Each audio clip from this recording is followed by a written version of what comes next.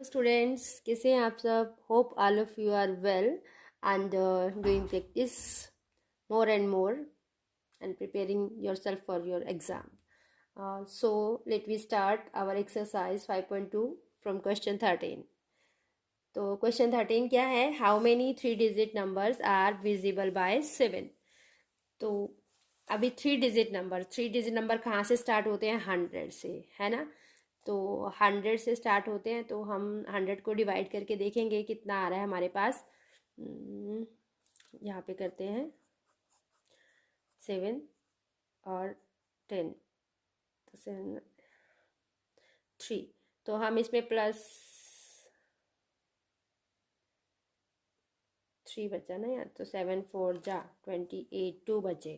तो यहाँ पे 2 कम है 5, तो 105 जो है फर्स्ट नंबर हमारा आएगा 105, जो डिविजिबल है 7 से। सेकंड कितना आएगा? 7 से डिविजिबल है तो 7 प्लस करेंगे 112, है ना, 119। तो ये होते जाएंगे। अब हमें देखना है लास्ट नंबर इस एपी सीरीज का कितना आएगा। तो लास्ट नंबर जो होता है ना, वो होता है 999। तो 7 से डिवाइड करके देख लो इसको। 7 1 जा 7, 29, 7 4 जा 21, 19, 7 2 जा 14। तो यहाँ पे ना 5 आ रहा है, तो हम इसमें से -5 कर देंगे। 999 में से आप 5 को माइनस कर दोगे तो कितना आ रहा है? 994। तो लास्ट नंबर हमारा आ गया 994। तो ये आपकी आ गई series, where a is equal to AP आ गई ये, और A है इसमें 105 और D आपके पास है 7। ठीक है, अब पूछा क्या है कि कितनी टर्म्स है इसके अंदर। तो हमें मतलब कि ये यहाँ से लेकर के यहाँ तक बतानी है कि n कितना है। टर्म्स पूछिए ना, नंबर ऑफ टर्म्स पूछा है, तो n हमें फाइंड करना है। ठीक है, n हमें फाइंड करना है। an हमें गिवन है। ठीक है, an हमें गिवन है। देखो, गिवन कुछ नहीं था लेकिन सब कुछ गिवन भी था, हमने फाइंड कर लिया। तो यहाँ से आ गया। अभी we know that an is equal to a plus n-1 into d. तो an हमें पता है कितना है बाबू? 994। ठीक है बेटा, तो a आ गया 105 प्लस n हमें नहीं पता है, so we let it as it is. और d हमारे पास है 7, तो 994 minus 105 is equal to n-1 multiply by 7। तो ये कितना आ गया? 14 में से 5 गए 9, 8 8। Okay, n-1 into 7। अब ये 8 8 9 जो है वो डिवाइड होगा 7 से, तो कितना आ गया? 7 1 जा 7,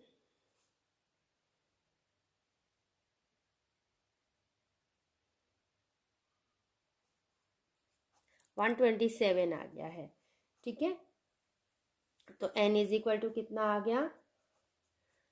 n इज इक्वल टू आ गया 128। तो 128 3 डिजिट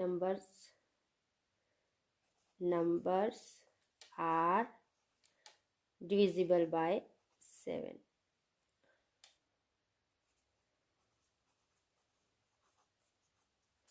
ठीक है, इन 3 डिजिट नंबर्स। ये हमारा आ गया है आंसर। n128 128 नंबर है ये काउंटिंग में, जो 7 से डिजिबल होते हैं 3 डिजिट नंबर्स में। ठीक है, let me start question number 14। Next question is कि how many multiples of 4 lie between 10 and 250। तो 10 से देखिए, 10 के बाद तो 12 आता है, पहला नंबर है ना जो 4 से मल्टीपल है।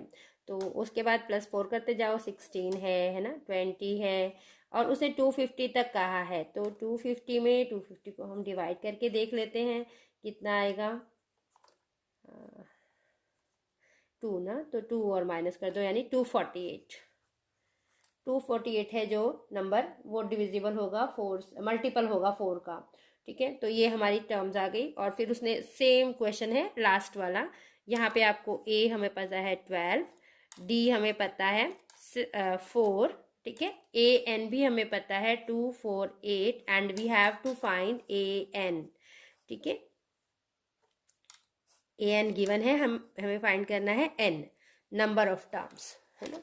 तो नंबर ऑफ टर्म्स कैसे फाइंड करेंगे हम फिर वही फॉर्मूला लेंगे, we know that a n is equal to a plus n minus one into d. ठीक है, तो ए एन हमें पता है 248 इज इक्वल टू ए है 12, एन एज इट इज और डी हमारे पास है 4। ठीक है, तो 248 minus 12 is equal to n minus one into 4। अभी इसको माइनस करेंगे तो हमारे पास आ गया 236 is equal to n minus one into 4। तो 236 divide by 4 is equal to n minus one. तो ये कितना आ गया,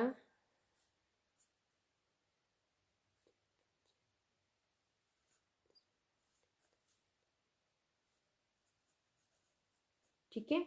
n इज इक्वल टू कितना आ जाएगा 59 plus 1, n is equal to 60 ना। तो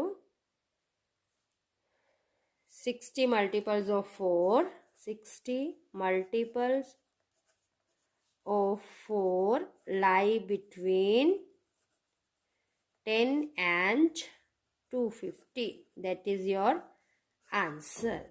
ठीक है, so question is for what value of n are the nth term of two APs, ये दो APs given है इक्वल।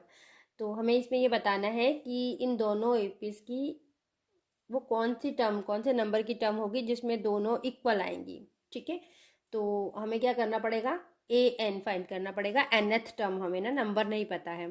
तो पहले हम फर्स्ट एपी लेते हैं। इन फर्स्ट एपी 63, 65, 67, तो यहाँ पे बेटा ए क्या है 63, डी हमें फाइंड करना है A2 minus A1।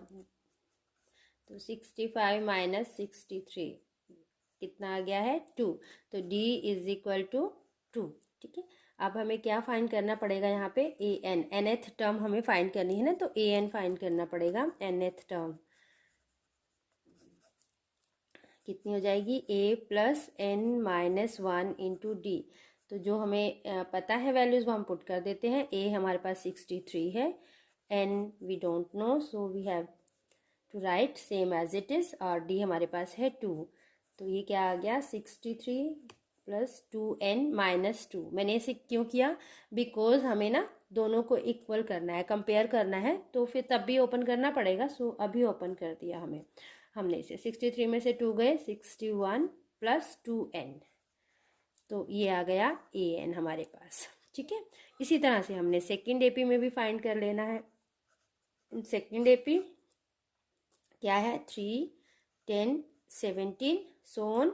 So a is equal to 3 and d is equal to A2 minus A1, that is 10 minus 3, that is 7। ठीक है, तो d अपने पास आ गया है 7। अब हमने a n nth term find करनी है ना, तो उसके लिए हमें a n फाइंड करना पड़ेगा। a n यानी a plus n minus one into d. a हमारे पास है 3, n minus one as it is, और d हमारे पास है 7। तो ये क्या आ गया 3 प्लस 7n माइनस 7। ठीक है, तो ये कितना आ गया 7n माइनस 4, 3 माइनस 7 जो है माइनस 4 आ गया। तो a n हमारे पास यहाँ पर क्या आ गया 7n माइनस 4। तो अब दोनों की nth टर्म हमने फाइंड कर ली है। we have given that an of both APs are equal, या an लिख दो या nth टर्म ऑफ n, है ना, सेम थिंग है वो, तो मैंने ऐसे लिख दिया अभी। तो अब हम कर लेते हैं। therefore क्या हो गया 61 plus 2n equal to 7n minus 4। तो क्या हो गया अभी 61 प्लस 4, और ये क्या हो गया 7n माइनस 2n। ट्रांसपोजिंग कर दी, माइनस 4 इधर आके प्लस, ये प्लस का 2n था, इधर जाके माइनस का 2n आ गया। तो ये आ गया 65 और ये आ गया 5n, तो n is equal to 65 divided by 5, n is equal to 13। तो 13th term of these APs given लिख दीजिए, of given APs are equal.